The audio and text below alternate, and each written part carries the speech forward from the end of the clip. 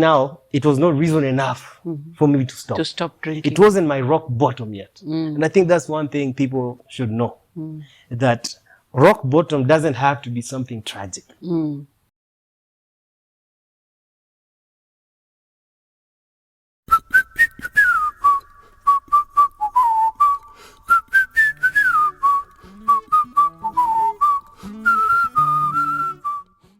Welcome back, guys, to DUOL Podcast. This is a podcast where conversations happen, real people talk, and real growth begins. And today we have a visitor who is going to talk about one of the recovery experiences among our recovery stories. And I'm Auntie Maggie. He will introduce himself. Karibu. Asante. So my name is Martin Aringo, and I'm a proud and recovering alcoholic. Thank you for having me. Karibu. Asante sana. Yes. So tell us your story, recovering alcoholic. Yes. Yeah. Recovering Where did alcoholic. this story of alcoholism begin? So I would say that, alcohol, growing up in my family was, a very humble family, and alcohol was very accepted. We would have those get-togethers and, family, be it a birthday, be it, a funeral, be it anything, any kind of celebration, alcohol was part of it. So watching my parents drink and offering us drinks as kids, it became part of our life. It was very normal for us. So I never, I didn't realize that it was a problem until I, later on in life when I looked at other families and realized, hey, maybe there was a problem with that. So for you people, it was normal to drink in the house? Oh yeah, definitely. I remember even my grandmother used to make busa. And we would be like the testers of busa, when we go to functions, we were the testers of busa. And how old were you when you first started drinking? I drank busa probably at 6 years old, 6, 7, the earliest I can remember. Oh my gosh. Yeah. By the time I was 10, I was drinking busa during, get-togethers. And yeah, it was very normal for us. So I would say that, and I don't want to blame my parents. I think they were also raised like that.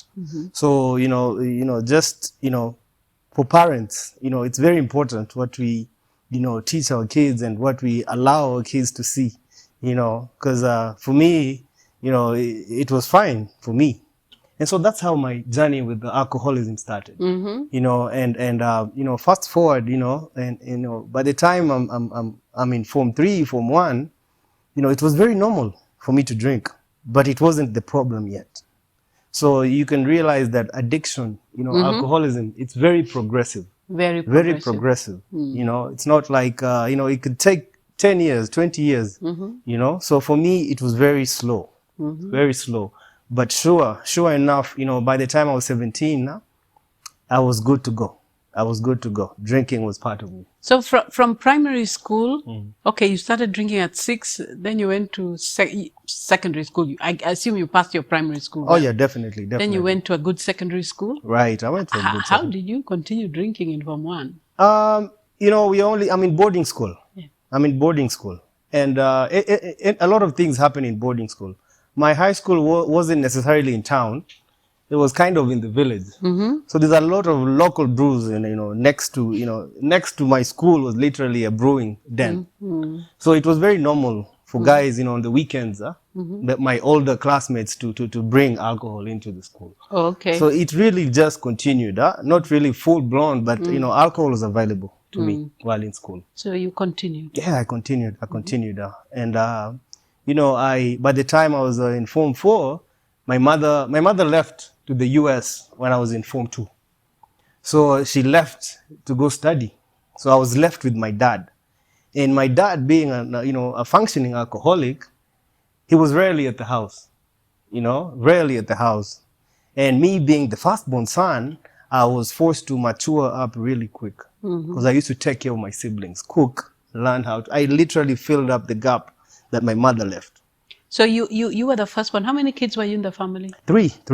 Yeah. And your mother left when you were in high school? In high school. How old were you at that time? I was 14, 15 when she left. So you had to now take care of your smaller? Definitely. I was cooking, I was washing, you know. And your father was not there because of the alcoholism? Yeah, he was a teacher, but but he was also a businessman. He owned a bar, you know. So he you can see the red flags everywhere. So, you know, he owned a bar.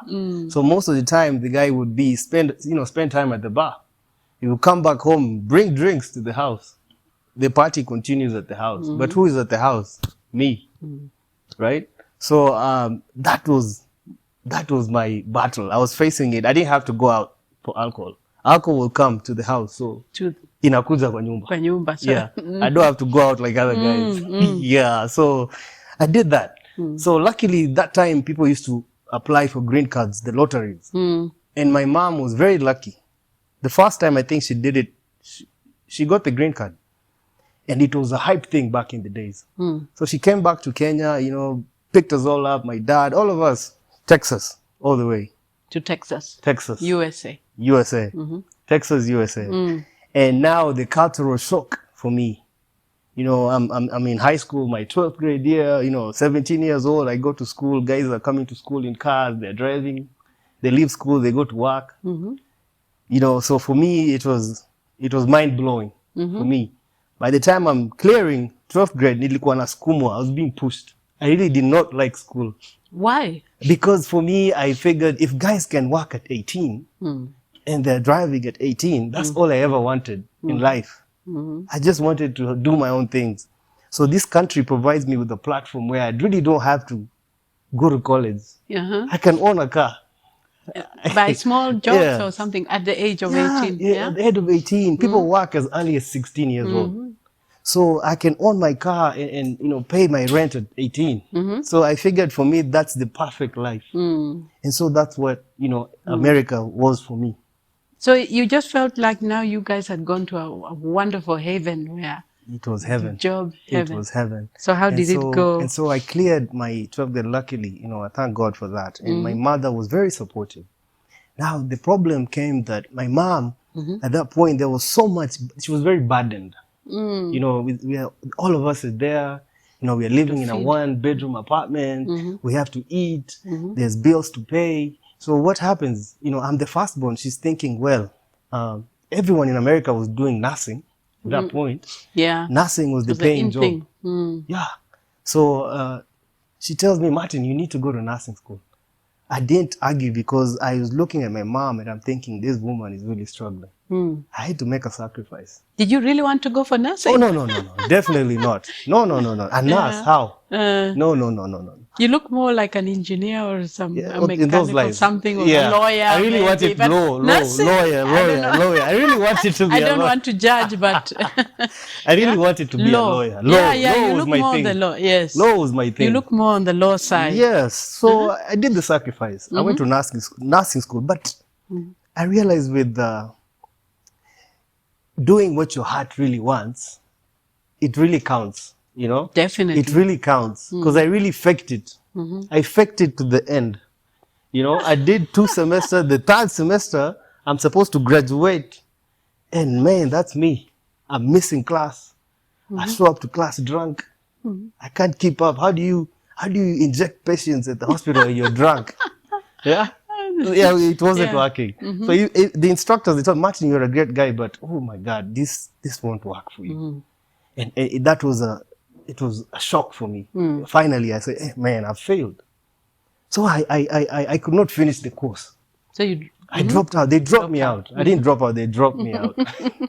And so that's hell for me. It began from there. I spiraled into drinking, full force. And that time your mom wanted you to work so that you can help her. Support all of you. Support my siblings. But you've dropped out. I'm dropped out. So she's alone again. Right. We have a problem now. Now I'm guilty. I'm back at the house. I can't look at my mom. So as an alcoholic or an addict, I looked for the easy way out. The US was going through war. War was going on in Iraq. Yes. So they needed people like me. The military. They needed people like me. Young men. What do? I run straight to the recruitment officer. I signed up into the US Navy, 2006. So I'm thinking, man, this is it for me now. Now at least I'm away from my mom. Mom. I can now do my things. I can always, they pay me, they lie to me. They told me, we'll pay you good. We'll pay you good. And they did pay Actually, they did pay me good. Yes. So I figured maybe I can now support my family, but I'm not a nurse. The only equation, the only problem was I forgot to factor in the alcohol. Because for me, all my problems, they've always revolved around alcohol. Alcohol. I have no commitment whatsoever. It doesn't matter what I'm doing. I could tell you, let's meet tomorrow at 10. And I really mean it. But we won't meet. Because I drank at 9 p.m. at night. So alcohol messed you up. It messed me up. So it only took a very short time. I'm in the military now. Alcohol is not enough. I have access to other drugs. I had a little bit of injuries, so I had some surgeries. Next thing I know, any drug that would throw in my direction, I'm hooked on it. Any drug. It could be anything. You know, the addictive personality is very strange. Huh? It's easy for me to get hooked on coffee. Just coffee. Because I like the way it makes me feel. If I can't get access to alcohol, I will find something that will give me that highness. Even if it's coffee, it will work for me for some time. So easily I'm meeting these guys, you know, in the military, these white guys, these black guys, you know, they grew up, so they are teaching me how to, you could try this. Next thing I know, I'm a full-blown addict. I'm not even drinking much. Now I'm hooked on other things. Like which ones? I was on pain pills. Pain pills? Yes. There are a variety. There's morphine. Yes, I'm on morphine. You look at there's those. One which Trump was talking about the other day. Right. The one that gets smuggled from South America. Fentanyl. Fentanyl. Right. So at that time, you know, I was also struggling with insomnia because now I'm working. I had to stay up. At times, 3 days I have to stay up because we're on duty. So you push yourself for 48 hours, but the last 24, you have to be on something to keep you up. So it was very innocent. We would try these things innocently, but for me, the reaction was different. My body does not react the same way. So like, unlike other people who maybe they will take it and they move on, but for you, they hooked you. It's a different thing. For me, I'm hooked. You get hooked. Yeah. It's like the pain medication. I'm healed. I don't have any more pain, but I want to take it. I continue taking it. It's like you have malaria, you're okay, but then you continue with the malaria medicine. Yeah, why? That's interesting. Yeah, that's so that's a the scientific addictive matter. Yeah. They say it's the X factor. Yeah. Okay. Yeah, that's what they call it, I guess. Yes. So long story short, the military, you know, I could only go so far. You know, I could lie, I tried to fake myself, you know, but I could never, you know, I would show up to work drunk. You know, I would miss on my duties. You know, I would come up with very crazy excuses. But the truth is, you cannot trust a man with a weapon if he's not sane. Because many military institutions, you know, if you are drinking, they don't want you to handle the gun. They in fact, in Kenya, it's very serious. Those they don't fire them, the police officers, they just don't give them the gun. Yes. They do sweep around, do other things. But so that was they redeploy you. They redeploy you, give you special duties. So for me, that was the problem. In the US, you know, you deal with serious matters. You know, it's not a joke. So how did you manage? I tried it. I faked it. But there's always that, you always get to that point where you can't fake it anymore. Yes. And then the secret, they say we're only as sick as our secrets. Yes. It comes out. It comes out eventually. Comes out. You can't keep secrets for long, guys. They come out. They come out. And that was for me. It took me, by 2013, my secrets were all out. Everybody knew. Everybody knew. Everybody knew. You know, my folks don't know what's happening to me, but I know. The people around me know. I was discharged from the military. They can dishonorable? Say, not dishonorable. They could call it other than honorable. Okay. Other than honorable. Yeah, it's just a fancy word for dishonorable. Yeah. So I was discharged. But the main problem was actually the alcohol. You know, my mental issues, the bipolar. Yeah. It had to be catalyzed by something. Yes. It had to be triggered by something. Triggered by something, yeah. And for me, it was the alcohol. I can't lie. So you're saying that you also had bipolar disorder? Yes, my grandmother, my mother's, the mother to my father, she committed suicide. Oh, my. So okay. there was the bipolar thing. Yes. I realized later on. Yeah, it was in the family. It's also in the family. It's in the family. And so, alcoholism. Yeah, and alcoholism. On your dad's side, also in the family. Yeah, also in the family. So it kind of skipped a generation, then it hit me. Right? So these things, they make sense later on. Yeah. But in the beginning, people just say you're crazy. You like to drink. So what happened now? So I'm disturbed. I'm back home. My mother again, she has to receive me again. All over again, just like I dropped out of nursing. Where were you doing it? She was in Texas. By then she was in Texas. I was in Washington, D.C. So you had to fly back to Texas. Fly back to Texas. Home. Who is home receiving me? Yeah. My mother. My son is back again. Failed. I'm a burden again. Pole. Yeah. Mothers. It was Mother's Day, guys, yesterday. Now you can see some of the challenges mothers. Yeah, mothers carry. Yes. Yes. So I'm back.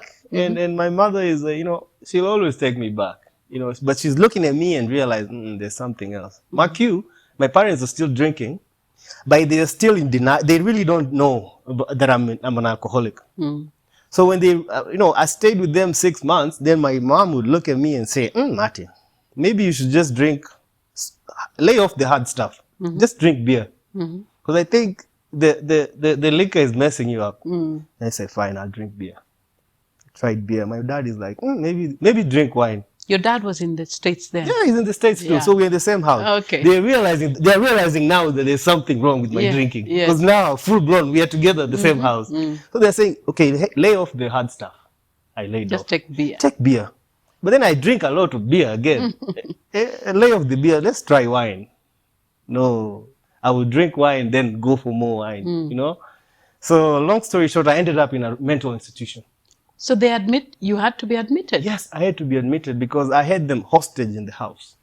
It was a crazy, I went into a manic episode. A manic episode. And they were all scared. I remember my sister was locked in the room because I wanted, what do you call it? The bleach. Bleach. They call it jik in Kenya. Jik, yeah. Jik. I had started drinking jik.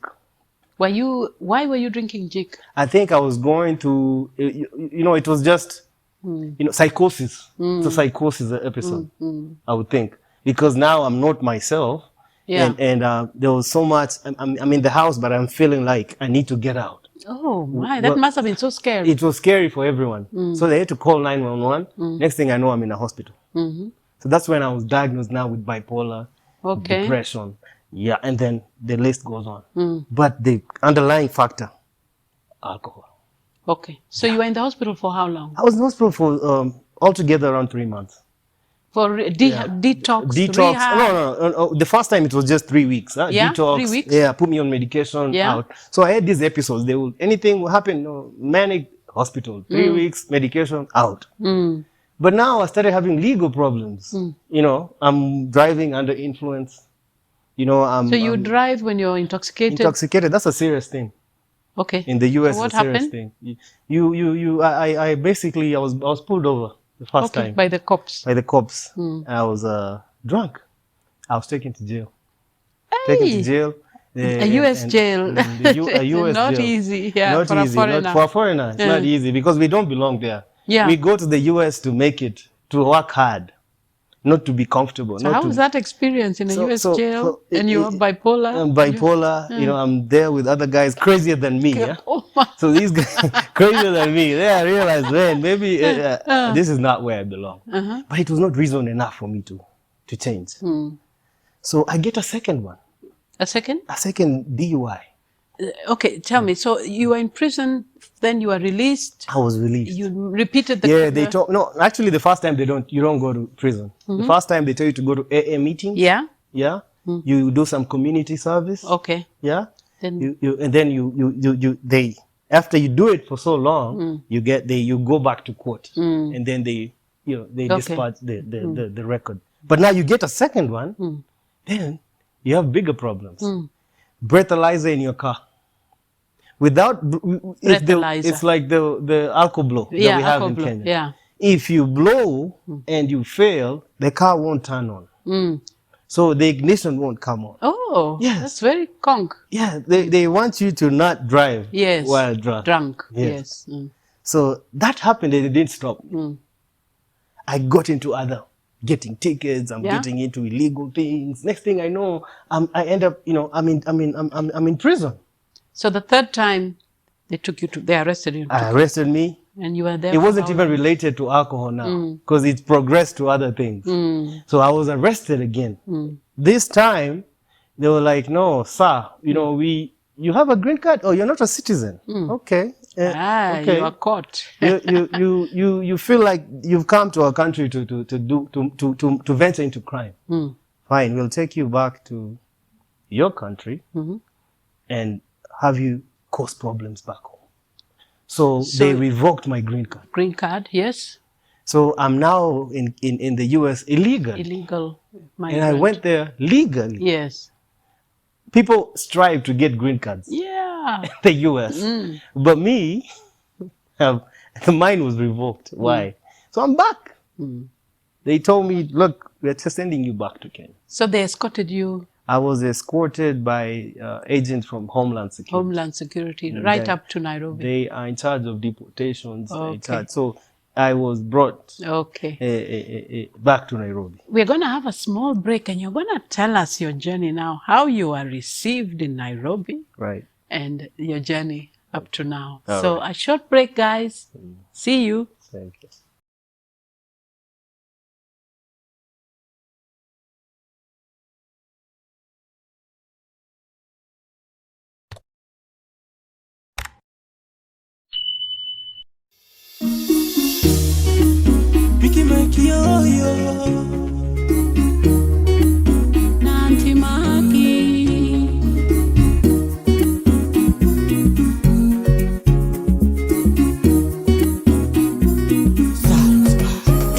Nimetoka mbali lakini kwa imani, God is good, ameniwezesha kwani maadui amenyamazisha. God is good, ameniwezesha kwani maadui amenyamazisha. Ina masepedo chakora kwenye vita amenilinda, anatumisha ushindi wangu katikati ya maadui endo ngao yangu. Welcome back, guys. So you are telling us, Martin, Yes. that you are about to be deported. Yes. Yes. Yeah. From the US. From the US. Now, these guys only gave me a minute or 5 to make a phone call to my mom to bring just a small luggage. In the US? Because you're going back not in glory, so they can't allow you to have a lot of things. They don't allow you to go to your house to pack a small bag, do shopping. You're a parcel that needs to be delivered back to Kenya. Okay. So they don't allow you to go. No, you don't have the luxury for that. So my mom actually just packed up a few things and dropped them off. And for the first time in my life, I boarded a plane before anybody else, and not through check-in, but behind the airport. I didn't know that was possible. So they actually, they had to make let the flight attendants know that we have a prisoner. And your hands were? I was in handcuffs. Yes. Yes. Okay. I was in handcuffs because they're not sure if I would take off at the airport. So I was in handcuffs. And I was escorted back to the back of the plane because you don't want the other passengers to know that, you have a prisoner. Yes. They don't know. It will scare them. Scare them. Yeah. So that was my return to Kenya. And there was a connecting flight. I believe it was Heathrow. And still in handcuffs. I have to use the restroom. This guy is right by my side. Yeah. In the restroom. It wasn't easy. It was not easy. I remember after the restroom break, I told the guy, man, look, I'm going back home. This is my home. I have not given you guys trouble. I served your country. For whatever reason, let me go home in dignity. Get these handcuffs off me because I need to just rest. And they were like, "Oh, sir, you're not going to give us any trouble?" Yeah, no, just get these off me. And thank God they did. Now we are landing in JKIA, and my mom had organized some, an auntie of mine and some family friends to come and pick me up at the airport. But you see, these guys, they have no clue that I've been deported. They thought you had come back. Mato was just visiting. He'll be there for some time. I think my mom and my family was so affected they were embarrassed. They could not believe this was happening to them. So they could not face it and say, look, our son is coming back home and he's not coming back. So finally, I arrived and these guys are hugging me, what? But some of them are looking at me like, wondering. What's wrong? They sensed something. But something's a little off. But anyway, so I'm back in Kenya and there's the shock because the people that I know, my friends, my colleagues, the one that I left in Kenya, these guys have moved on because this is 10 years, at least 10 years down the line. Huh? These guys are married. They have kids. They have careers. So, and me, I'm the dropout, my career is done. I have no kids, no wife. So I'm in Kenya trying to keep up with these guys. And I have no access to my drug of choice. So I have to... Your drug of choice was what by then? By then now I was down to, pills, because the highness was a little bit quicker than alcohol. Okay. Yeah. The pills, they will literally knock me out. Which pills? I was on Ambien, huh? Ambien, yes. You know about Ambien, right? It really just causes a lot of drowsiness. It just numbs you. So if you take a little bit more of Ambien, and they call it, some of them are called bars. Bars, they are like, what's the name for the generic name for bars? They're like, it's a form of codeine. Codeine-like. Opiate kind of. It's an opiate. So that's what I want. Now in Kenya, where do I get that? I haven't been diagnosed yet in Kenya, so I don't have access to those medications. So I'm forced to now go back to drinking, get back to drinking. The thing about addiction, let me say this, addiction can delay. Addiction can actually delay. Some people, you can make it through your 20s, early 30s, and be fine.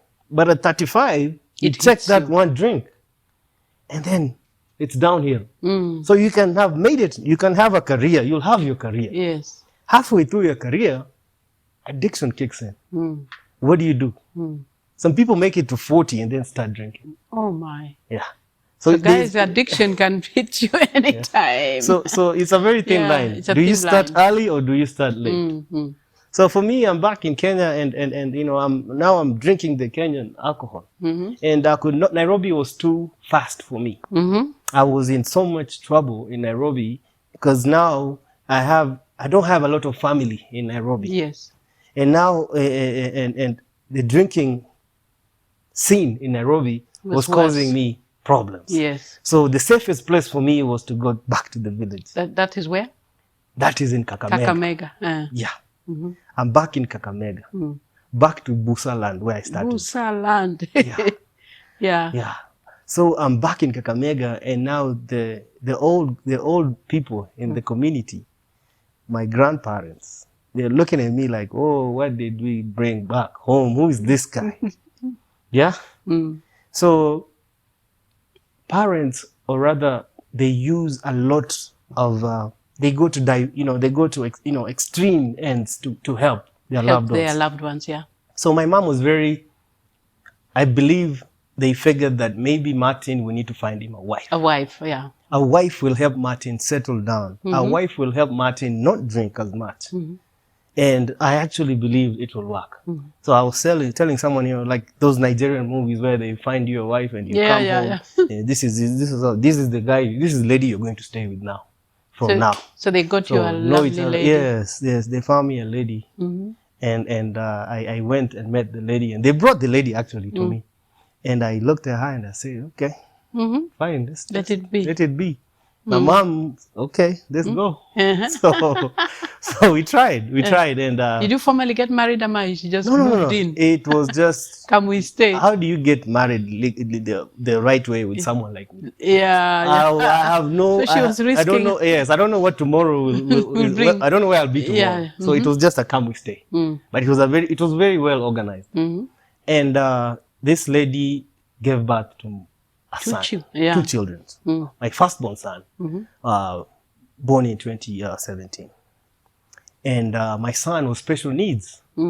So he had the disability, cerebral palsy, brain palsy, cerebral palsy, and he was also blind. Totally blind.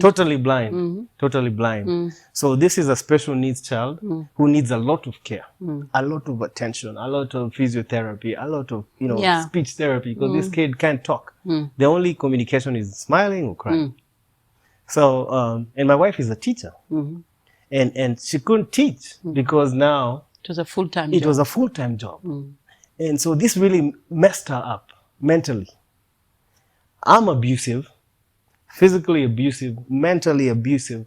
I'm in denial. It's chaos in the house. It's like why were you abusive? Because I didn't understand, why did God give me a son like this? My life is already messed up. And you were drinking at that time? I'm drinking. I mean, the birth of my son even spiraled because now, yes. The drinking. Because now the stigma is there for kids who are also disabled kids. So there was a lot of blame between me and my wife. I think at one point she was like, oh, maybe it's you. Maybe it's you. What kind of drugs are you using? That's maybe, and I'm thinking, actually in my head, I'm thinking, oh, could I have caused this? From the drugs I'm using? So there's a lot of things going on. So there was a lot of abuse, especially, I think that what was worse was the verbal abuse, the mental abuse. Because so many times I would come home and tell my wife, you know what? If you keep on saying that my son has stopped you from teaching, that your life is at a standstill, then maybe my son should die. Maybe my son should die. You would tell your wife? Yeah, I would tell my wife, but I would rather this son dies, so you're free to do your things. I don't want you to keep telling me that. So during those arguments, those are some of the things you would say? Those are the things I would say. That sounds painful, right? Very painful. Then very painful. How did it turn out? So 2020, my second born was born. Fine, no complication. He's fine. Now my continuous, abuse and, vocalizing. I think in the Bible it says something about when you say the mouth. You keep on verbalizing something, someone will hear. True. Yeah. I didn't realize. Scary. Yeah. So, God must have heard whatever, I was saying. So 2023, my son passed away. And that was sad. It broke my wife. It broke my wife. I remember after the funeral, she told me, she looked at me and said, Martin, I hope you're happy now.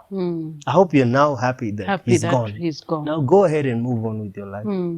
And I could not. That was heavy. It was heavy. But you see now, it was not reason enough for me to stop. To stop drinking. It wasn't my rock bottom yet. And I think that's one thing people should know. That rock bottom doesn't have to be something tragic. Like that. No, it doesn't have to be like that. We can choose to let rock bottom be let's try and get it quicker. Okay. Yeah. So my son dies. We bury my son. Now I'm in and out of rehabs. In and out of, you can go to as many. Your drinking was even worse. It was worse. It was worse. And I was, you can go to as many rehabs as you can afford. Right? So fast forward in 2025, last year, my wife kept on making excuses for me. My son would ask, where's dad? He would How old was he by then? Right. So last year he was 5. Last year? Yeah, he was 5.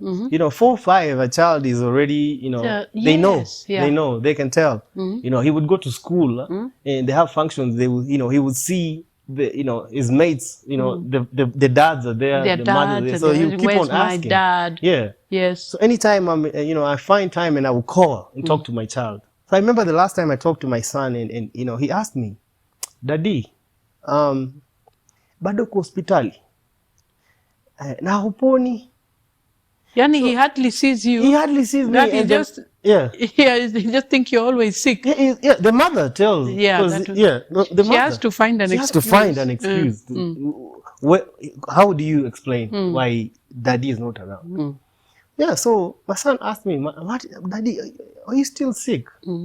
Yeah. So to me, that was an aha moment. And I thought to myself, what kind of legacy do I want? Wow. How do I answer these questions next year? If I'm alive, what if I die and would he ever understand? So I figured, what, this is it for me. I need to do something. To go for help. Yeah, I need to go for help. And after numerous times, I ended up in rehab again. And my journey in recovery somehow, it started from there. Wow. Yeah. It had to take the death of your son and rock bottom. Rock bottom. To really make a decision. Yeah. Yes. And believe me, let me just mention this. My parents, before they even brought my wife, we tried so many things. Their prayers.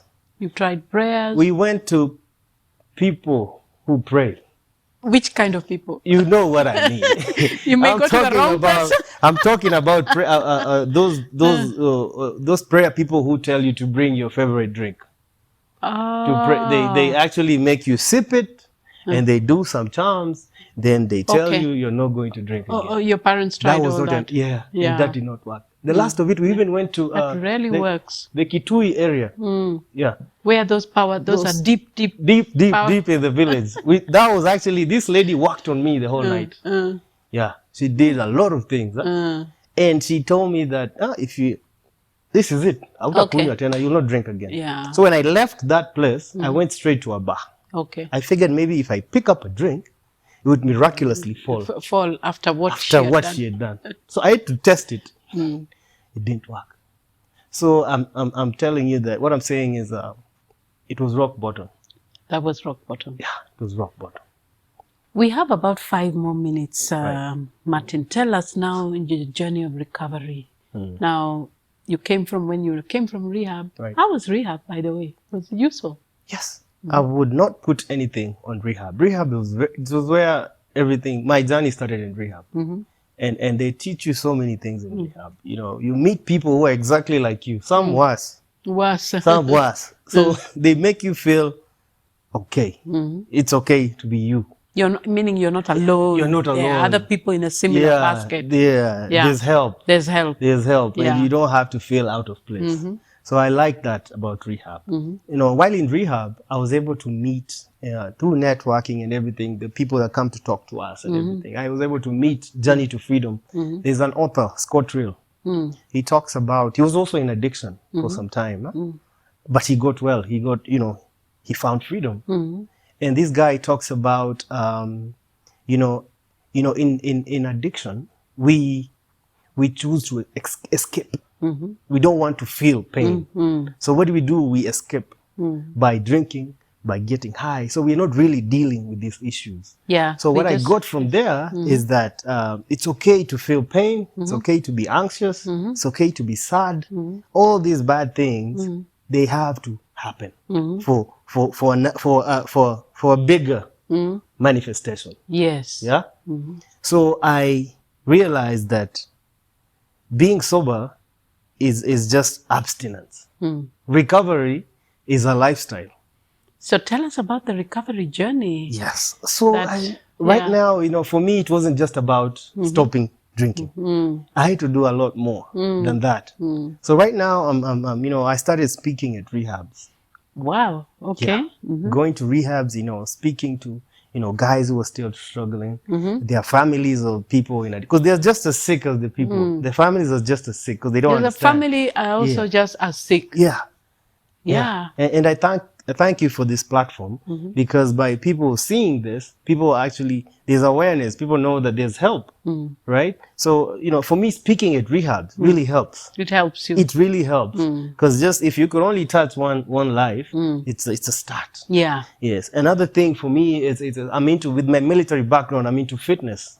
Okay. So for me, I use fitness to work with alcoholics and addicts to help them get back in shape. Do you do the fitness in the rehabs or in a separate place? It's a separate place. So we're actually we are coming up with a platform, an online platform, where people can actually just, we can do this virtually as well, but prefer to do it in a gym setup. At the gym setup. At the gym setup. And during active addiction, we neglect our bodies. So we are thinking like helping these guys get back in shape gives you a little bit, self-esteem, build up, your confidence, because you look good. You want to, it really helps. In fact, exercise improve your dopamine levels. Right. So you feel high. Yeah. And when you go without exercise, sometimes you feel you need to, you feel a bit low. You have to keep doing the exercise. Yes. But it's a healthy way of. It's a healthy way. It's a that. healthy way. Yeah. And one thing I'd like to say in this recovery, one thing that made me keep relapsing, going back out, I used to overwhelm myself. I get sober a little bit, a week, 2. I feel like I'm fine. I need to go back to school. I need to take care of my wife. I need to call my child. You want to now give yourself so many responsibilities. I'm literally blind. I wear glasses. But when I'm drinking, I'm very fine. When I'm sober, now I'm thinking, I need to get my glasses. Which is a wrong approach. It's a wrong approach. Now I need to do all these things. But you're very vulnerable. You can't do all these things at once. Maybe it's the feeling guilty that guilt. Now I better now do all the things I didn't. My mom, my family, my wife. Could it be? I need to call them and apologize. And you really want them to say, I'm sorry, and they accept your apology. No, it takes time. It takes time. So a word of advice I would say that don't overwhelm yourself. Don't overwhelm yourself. Yeah. Wow, I like the tips that you're giving. Yeah. Because you in recovery, in early recovery, and when you start failing. And it's a mental thing. It's another major It's a major problem. The red flag. Don't overwhelm yourself. Don't overwhelm yourself. Yeah? It's a process. It's a process. It takes time. Okay. And it's painful. It has to be painful. Yeah. I think I watched one of your podcasts. And you were talking about Proverbs 3:5. Yeah. I really like that. Yes. Yeah. I really liked what you said, because your own understanding does not work. Does not work. Yeah. You have to depend on another. Yeah. Then as you're continuing to give us the tips. Yes. Yeah. Yeah. So continue with the others. So one thing I'm really working on right now is my spiritual self. Your spiritual self. My spiritual. Yes. Thing. It doesn't come overnight. I'm lacking somewhere. Yeah. And I thank God that God keeps telling me that, because I will be very overconfident. Yeah. So I know I'm lacking somewhere. Yeah. So I think there's always room for progress. Room for progress and room for seeking out. Yes. Yeah. So there are platforms there. People need to know that, you're not alone. Yeah. All you need to do is reach out. Okay. Yes. So, yeah. So Martin, would you like to leave us a contact? Because I know out there, there are guys who are in the same space as you. Right. Same challenges they are facing, maybe others worse. Right. Where can they reach you? Or what are you offering to be able to support them? So yes, there are platforms right now, on Facebook, TikTok, YouTube. I'm going to share that. You have your own YouTube? Yeah, I just started. I'm not good with this. I'm not good. No, I'm not good with social media. So I'm not really. It's just workout. Yes. My focus is on workouts. Fitness. So using that in a recovery sense. Yes. To help guys. Yeah. So yes, there's room, and there's. I've actually interviewed one of the ladies who came in, also recover. She's in recovery. But she also does fitness, and it's really helping her. Right. Yes. Okay. And she's also on the podcast. Yes. Oh. She's also one of the ladies on our podcast. Yes. So to me, my main focus is fitness. But another thing that we are doing as well, I'm trying to do, is actually reach out, speaking to people in rehabs. Speak to people in rehabs. Yes. So anybody who needs help in rehab and even outside rehab. Outside rehab. Yes. They can contact you. They can contact and you have us. a number. Yes, I have a number. I'll share with you. Yeah. Or maybe I should say it. Yes.